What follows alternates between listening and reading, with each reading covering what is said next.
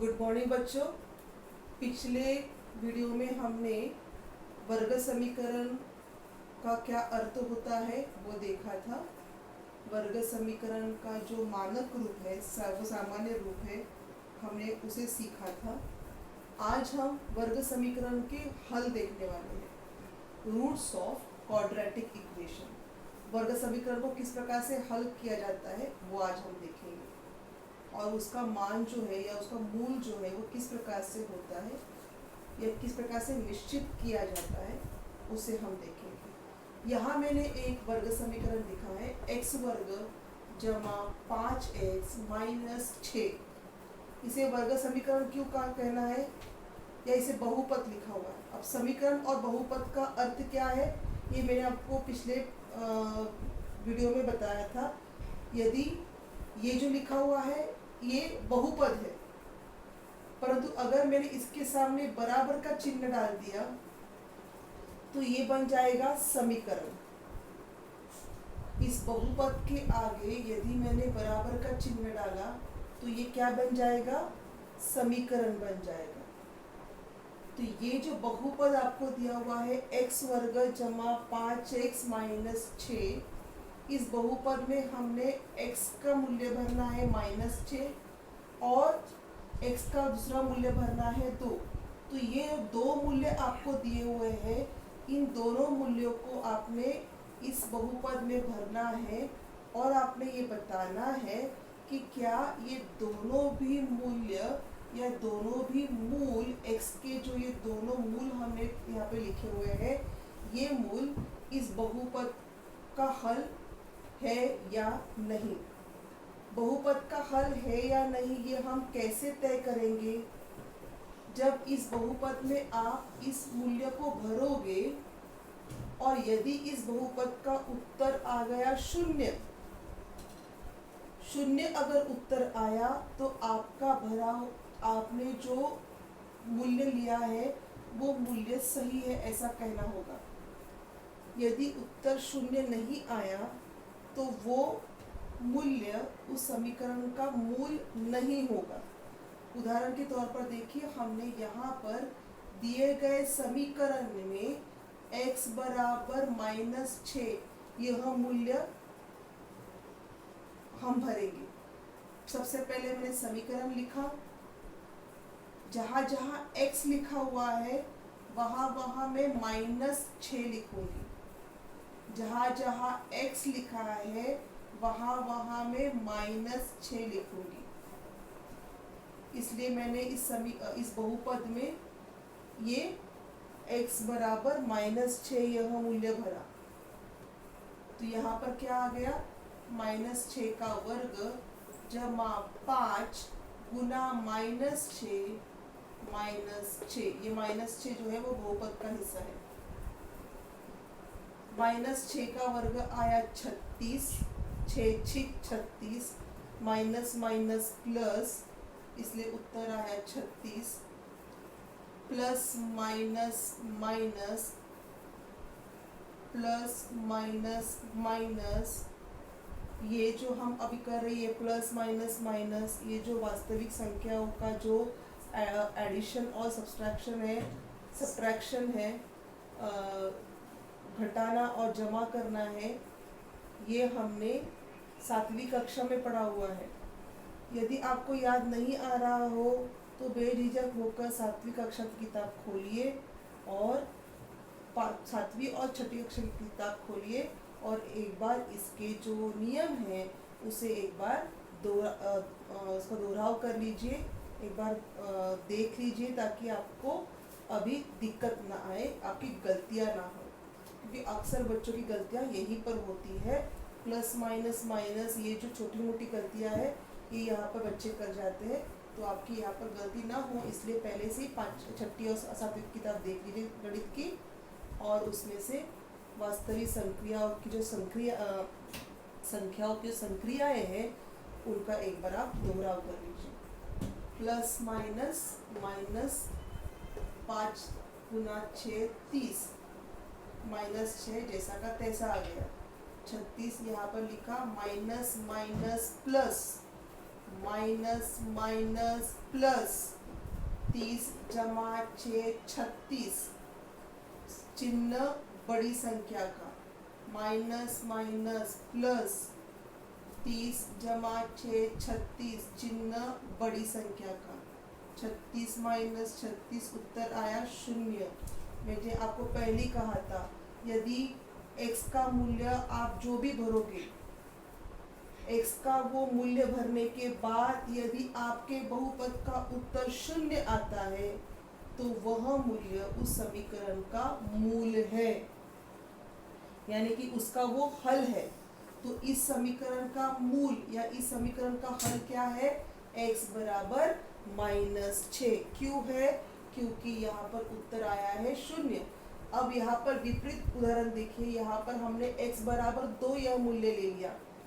दोबारा हम वही करेंगे, समीकरण लिखा, समीकरण में x का मूल्य भर दिया, समीकरण को हल किया।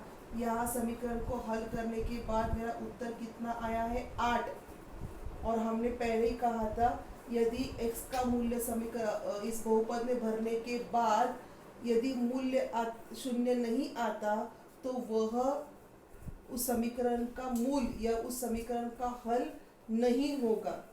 तो इसीलिए यहाँ पर मूल्य कितना आया है? 8। उत्तर कितना आया है? 8। और इसीलिए 8 यह शून्य संख्या नहीं है, इसलिए x बराबर 2 यह समीकरण का मूल नहीं है। एक बार दोबारा ये गणित देख लीजिए, इसका स्क्रीनशॉट निकालिए और अपनी कॉपी में इसे अच्छी तरीके से उतार लीजिए। अगला गणित देखते हैं। प्रसंग्रह 2.1 का चौथा गणित देखते हैं। ये गणित भी उसी प्रकार का है इससे हमने पहले वाला गणित किया था। यहाँ पर भी आपको समीकरण का मूल निश्चित करना है। x वर्ग जमा 4x माइनस 5 बराबर 0 यह आपका समीकरण है और उसके यहाँ पर 2 मूल दिए हुए हैं, x बराबर 1 और x बराबर -1। एक एक करके हम उन मूल को समीकरण में भरेंगे, मूल्यों को समीकरण में भरेंगे और यह देखेंगे कि वो समीकरण जो मूल्य है वो उस समीकरण का हल है या नहीं। यहाँ पर हमने ये लिखा यदि x बराबर 1 अगर हमने लिया तो समीकरण में हमने समीकरण सबसे पहले समीकरण लिखना है। आप देखिए लिखने का तरीका कैसा है। इसी प्रकार से अगर आप लिखोगे परीक्षा में आपके प्रेजेंटेशन को बहुत महत्व होता है। आप इसी प्रकार से लिखोगे तो आपका उत्तर ज़्यादा प्रेजेंटेबल दिखेगा, बहुत ज़्यादा अच्छा दिखेगा और परीक्षक आपको मार्क्स भी उतने ही खुशी से देंगे। यहाँ मैंने लिखा है यदि x बराबर 1, फिर मैंने समीकरण लिखा है, जो आपको दिया गया समीकरण है उसे लिखा है और कोशिश की है कि बराबर का चिन्ह जो है वो 1 के नीचे 1 आए। कोशिश करो कि बराबर का चिन्ह 1 के नीचे 1 आए। कभी यहाँ पर कभी वहाँ पर ऐसे अनटाइडी लिखना नहीं है। x वर्ग जमा 4x माइनस 5 समीकरण लिखा। समीकरण में उसके बाद मैंने जहाँ जहाँ x है वहाँ वहाँ मैं x का मूल्य भरूंगी और x का मूल्य कितना है? 1। इसलिए 1 का वर्ग जमा 4 गुना 1, 4 गुना x है ना, इसलिए 4 गुना 1 माइनस 5 बराबर 0। 1 का वर्ग आया 1, 4 एकम 4 माइनस 5। पहले आप प्लस करोगे उसके बाद माइनस करोगे, तो पहले प्लस करो। 1 जमा 4 कितने हो गए? 5 और ये -5। 5 माइनस 5 उत्तर आया 0, यानी कि दाया और बाया दोनों पक्ष कैसा हो गया? समान। 0 बराबर 0 और इसीलिए x बराबर 1 यह इस समीकरण का मूल है। यहाँ पर आ जाइए, हमने अब x का मूल्य कितना लिया है? -1। दोबारा हमने सभी जो बताए थे नियम उसके अनुसार x की जगह -1 यह मूल्य भर दिया। -1 का वर्ग जमा 4 गुना -1 माइनस 5 बराबर 0। मूल्य भरने के बाद हमारा समीकरण कुछ इस प्रकार से दिखेगा। अब -1 का वर्ग 1 प्लस माइनस माइनस 4 एकम 4 -5 जैसा था वैसा। अब दोबारा हम पहले यहाँ का माइनस करेंगे, उसके बाद आए हुए उत्तर को माइनस लिखेंगे। 1 - 4, 4 में से 1 गया, उत्तर आया 3। चिन्ह बड़ी संख्या का ऊपर से आया -5, -3 - 5 बराबर 0, माइनस माइनस प्लस -8, 3 - 5 कितने हो गए? -8। -8 यह 0 के बराबर की संख्या नहीं है, यानी दाया और बाया पक्ष समान नहीं है, इसलिए x बराबर -1 यह समीकरण का मूल नहीं है। इसके बाद जो अगला दिया हुआ गणित है, और एक गणित हम करते हैं।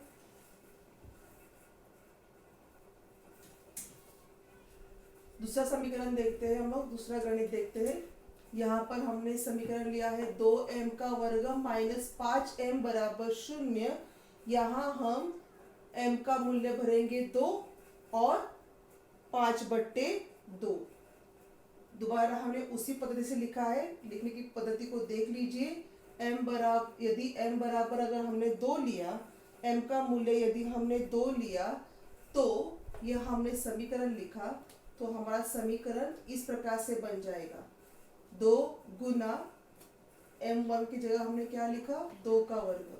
2 गुना 2 का वर्ग माइनस 5 गुना 2 बराबर 0। 2 गुना 4 माइनस 10 बराबर 0।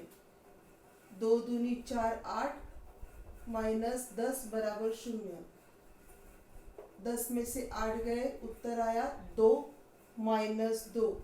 -2 यह 0 के बराबर की संख्या नहीं है, इसलिए m बराबर -2 यह समीकरण का मूल नहीं है।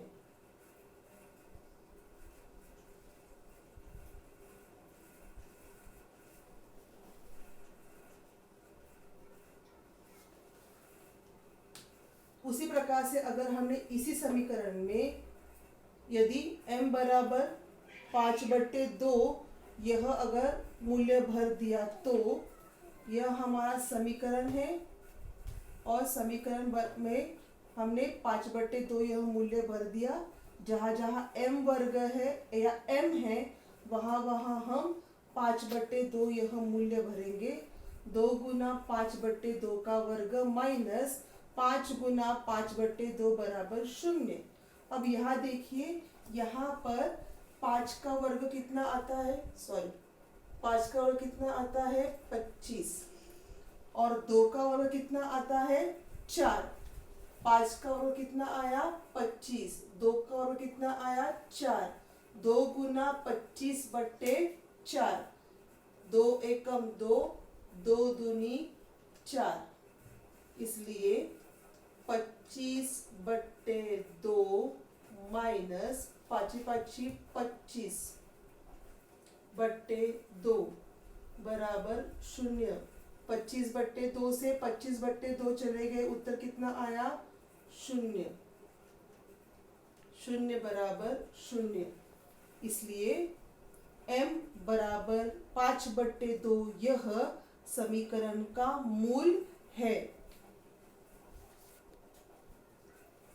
इसलिए m बराबर 5/2 यह समीकरण का मूल है। गणित आपको समझ में आया होगा। इस उदाहरण को और पिछले वाले उदाहरण को आप अपनी कॉपी में उतार लोगे। अब एक आखिरी गणित हम देखते हैं। अब हम देखेंगे उदाहरण नंबर 6। यहाँ पर कृति पूर्ण करने के लिए कही गई है। हमारा उदाहरण है 5m वर्ग जमा 2m जमा k।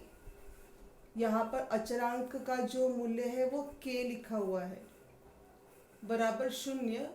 अगर इस समीकरण का मूल जो है या हल जो है वो होगा -7/5, यानी आपको m का मूल्य दिया हुआ है। तो आपको k का मूल्य ज्ञात करना है। समीकरण में आपको m का मूल्य दिया हुआ है, मूल दिया हुआ है, आपको इस अचरांक यानी k का मूल्य ज्ञात करना है। गणित उसी प्रकार करोगे जैसे हम अब तक करते आ रहे हैं, बस जहाँ पर k है वहीं पर k ही रहेगा, उसको हल करने जाना नहीं है, उसको हम अंत में हल करेंगे।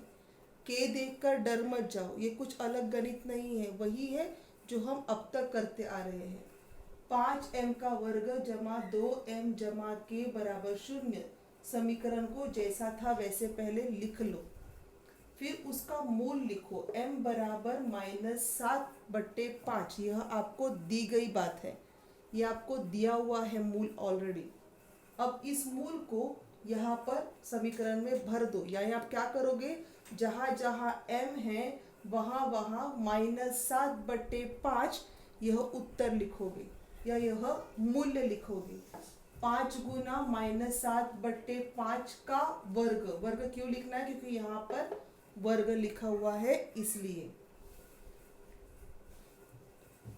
आगे 2 गुना -7/5, आप देखिए यहाँ पर कहीं भी मैं चिन्हों के साथ छेड़खानी नहीं कर रही हूँ, यहाँ पर प्लस समीकरण में दिया हुआ प्लस है, और ये -7/5 हमारे मूल्य का -7/5 है, जमा k बराबर 0। हमने सिर्फ समीकरण में मूल्य भर दिया है और समीकरण जैसा था वैसे मूल्य भरकर नीचे लिखा है, कहीं भी हमने कुछ भी अपने मन से बदला नहीं है।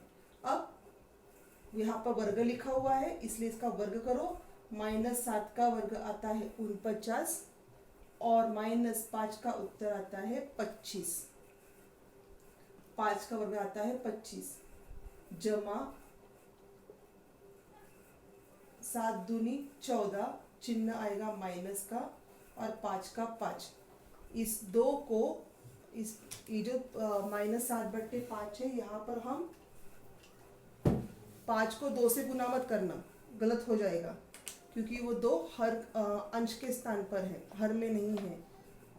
अंश और अंश का गुना करते हैं और हर का गुना करते हैं। 7 दूनी 14, चिन्ह माइनस का, 5 एकम 5 जमा के बराबर 0। दोबारा एक बार ध्यान से देख लो हमने क्या लिखा हुआ है। अब ये 5 जो है यहाँ पर अंश स्थान पर है और 25 जो है वो हर के स्थान पर है, इसलिए हम इनको भाग लगाएंगे। 5 एकम 5, 5 5 25, देखो यहाँ पे हमने भाग लगाया। प्लस माइनस माइनस 14/5 जैसा है वैसा। ध्यान दो, आपको यहाँ पर एक साथ बहुत सारी क्रियाएं करनी होगी। आपको भाग भी लगाना है, आपको वर्ग भी ज्ञात करना है, आपको चिन्ह पर भी ध्यान देना है, प्लस माइनस माइनस भी लिखना है, माइनस माइनस प्लस भी लिखना है, बड़ी संख्या का चिन्ह भी देना है। ये सब बातें आपको ध्यान में रखनी होगी। इसके आधार पर हमने यहाँ पर ये उत्तर लिखा। हमारा उत्तर हल करने के बाद यह समीकरण ये जो है हर समान है, इसलिए हर को हमने एक ही बार लिखा है और घटा किया तो उत्तर आया 35। 35/5 जमा के बराबर 0। यहाँ पर हमने भाग लगाया, 5 एकम 5, 5 7 35, 7 जमा के बराबर 0। इस 7 को वहाँ लेके गए, वो बन गया -7, इसलिए के बराबर आपका उत्तर आया -7। आपने यहाँ पर के का मूल्य निकाला -7। जो बोर्ड पर लिखा हुआ है उसे आप दोबारा एक बार ध्यान से देख ले और इसका स्क्रीनशॉट निकालिए और इन गणितों को आप अपने कॉपी में उतार लीजिए। अगले गणित हम अगले क्लास में करेंगे। धन्यवाद।